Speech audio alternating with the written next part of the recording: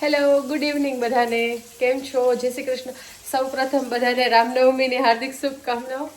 જો હારિત છે ને આજે એના જ અંદાજમાં કંઈક નવી રેસીપી ટ્રાય કરે છે શું કરો છો હારિત ભૂખ લાગી કંઈક તો બનાવું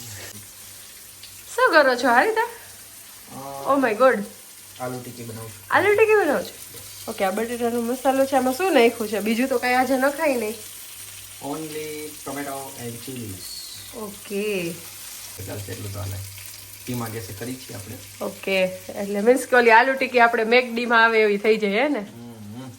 કેમ તો એમ તો ન થાય કારણ કે એમાં તો પછી શું ડુંગળી જોઈ હા અને આ ડુંગળી ના ખવાય બરોબર છે એટલા માટે